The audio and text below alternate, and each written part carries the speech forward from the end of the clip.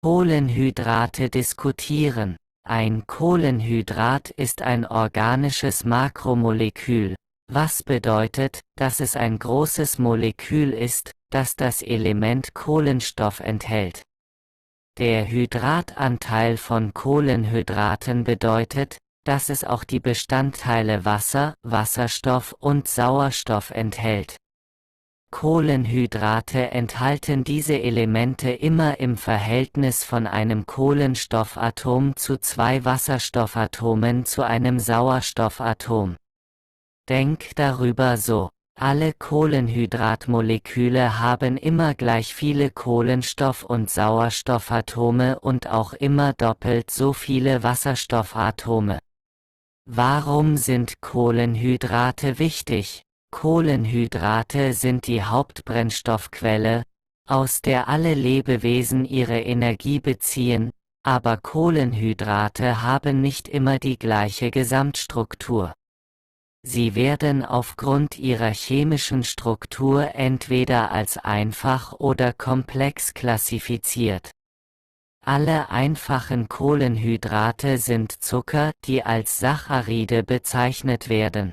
Ein Saccharid kann aus einem Zuckermolekül, Monosaccharid genannt, oder aus 2 Zuckermolekülen, Disaccharid genannt, bestehen.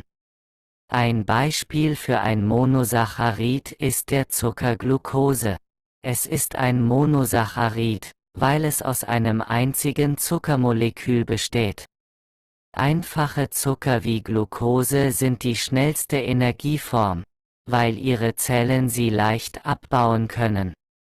Wörter, die auf OSE oder OSE enden, sind typischerweise Zucker, wie die Monosaccharide Fructose, Galaktose und Dextrose.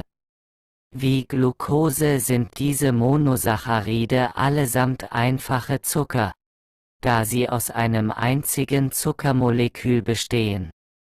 Wenn Glucose und Fructose chemisch miteinander verbunden werden, erhalten wir ein Disaccharid namens Saccharose, allgemein bekannt als Haushaltszucker. Saccharose ist ein Disaccharid, weil es aus 2 Monosacchariden besteht. Wie Monosaccharide enden auch die Saccharide wie Saccharose auf OSE, weil sie Zuckermoleküle sind. Lassen Sie uns nun über komplexe Kohlenhydrate sprechen, die auch als Polysaccharide bekannt sind.